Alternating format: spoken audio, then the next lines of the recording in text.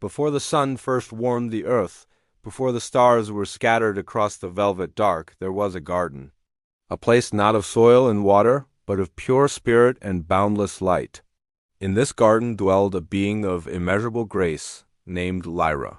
She was not born of flesh, but woven from the first song of creation, her heart a beacon of unconditional love that pulsed in rhythm with the universe. Her purpose was simple, yet profound: to tend to the nascent souls, the shimmering sparks of consciousness yet to take form. Lyra moved through this celestial haven like a gentle breeze, her touch bringing forth melodies of peace. The souls, like fireflies of gold and silver, would gather around her, drawn to her warmth. She taught them of harmony, of unity, of the great cosmic dance. There was no shadow in this place, for pride had not yet been conceived. There was no fear, for loss was an unknown word. Everything was one, a perfect, unbroken circle of existence. One day a new soul appeared. It was brighter than the rest, a dazzling point of diamond light. Lyokin, he was called. He learned faster, shone brighter, and sang with a voice that could shape the very fabric of the garden. Lyra saw his brilliance and loved him as she loved all others, but she also saw a flicker within him, a spark of something new and potent: ambition. He did not just want to be part of the harmony. He wanted to be its composer. Lyokin began to weave his own melodies, songs of power and individuality that resonated with a thrilling, dangerous beauty. Some souls were captivated, their own light flaring in response to his symphony of self. They broke away from the gentle chorus of the garden, forming their own constellation around Lyokin. A subtle discord entered the perfect harmony, a low hum of separateness. Lyra approached him not with judgment, but with a heart full of sorrow. She spoke of the circle, of the shared light that made them all whole. But Lyokin saw her love as a cage, her wisdom as a limit to his infinite potential. "Why should we be mere notes in a song?" he asked, his voice ringing with passion, "when we can be the song itself?" He believed true existence was not in unity, but in distinction. He craved a name, a form, a legacy, and so he made a choice. To truly know himself, he reasoned, he must know his opposite. To understand light, he must create shadow. With a final, defiant crescendo of will, Lyokin tore a piece of his own brilliant essence and cast it away. This act, born of pride, shattered the perfect piece. The cast-off fragment did not vanish. Instead, it became a void, a silence where there once was music.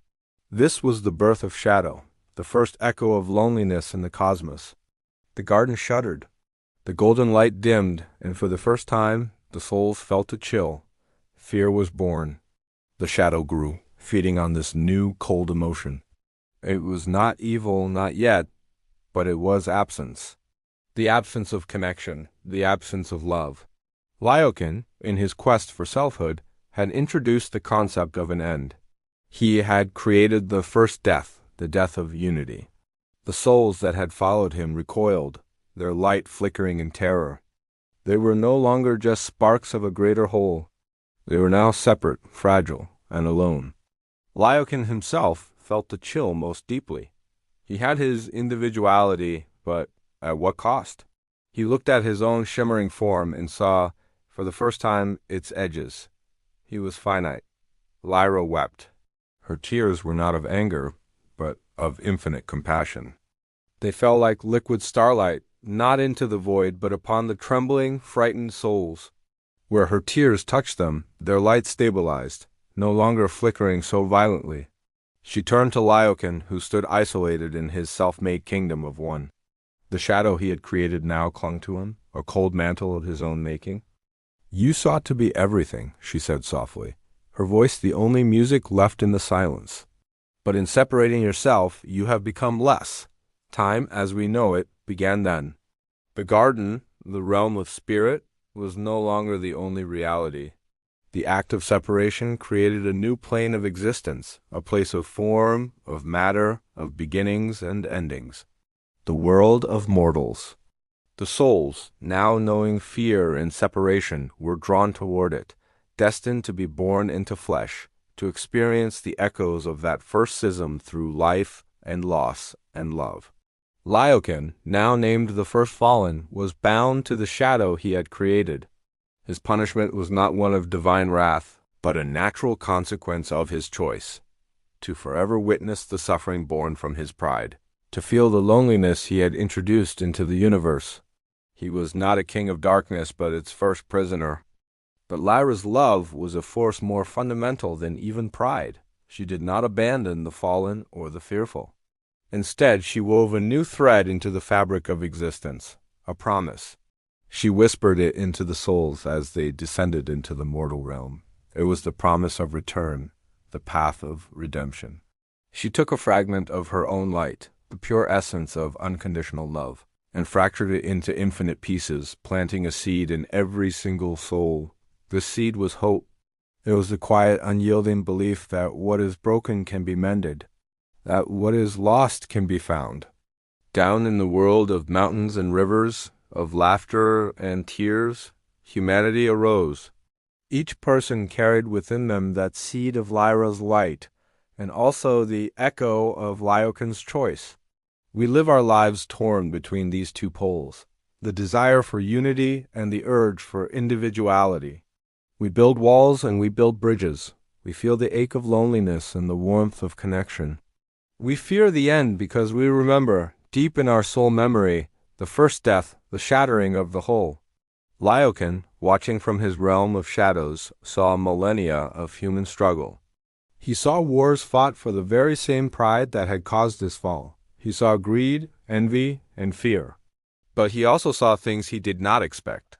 He saw a mother sacrifice her life for her child.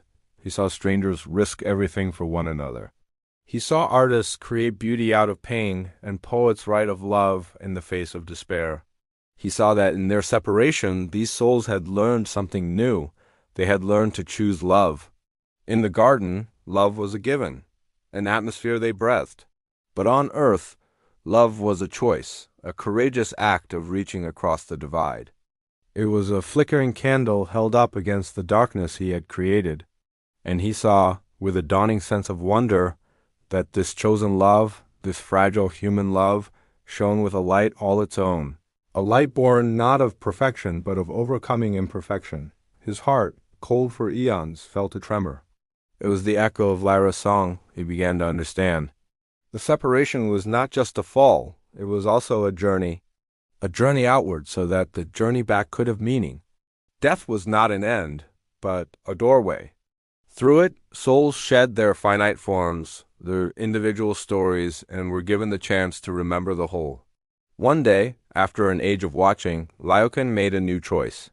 He turned toward the single, brightest point of light in his shadowy realm, the memory of Lyra. He did not ask for power, or for glory, or for his own name to be remembered. He simply whispered a single word across the void, a word he had not uttered since the beginning. Forgive. The shadow around him did not vanish in a flash. It began to recede, slowly, like a tide going out. In its place, a soft, golden glow emerged from within him. He was not returning to who he was. He was becoming something new, tempered by shadow, sanctified by regret. He had learned the lesson that could only be learned through separation, that true selfhood is found not in being apart, but in choosing to be apart. And so the story of the fall becomes the story of redemption. It teaches us that every shadow is cast by a light. Every ending is a prelude to a new beginning. We, in our fleeting, beautiful lives, are living out this cosmic tale. The pride of Lyokin and the love of Lyra war within our own hearts. We feel the pain of separation, the fear of our own end, but remember the seed of light planted within you. Death is not the closing of the book. It is merely turning a page. It is the soul's journey home, not to the garden that was, but to a new garden we help create with every act of chosen love, every moment of forgiveness, every bridge we build across the void of our own making. For even the most broken fragment of light still remembers the song of the whole. And the universe waits with infinite patience for every one of its notes to return to the symphony.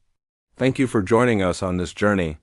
If this story resonated with you, subscribe to God Story Reborn for more tales of light and rebirth.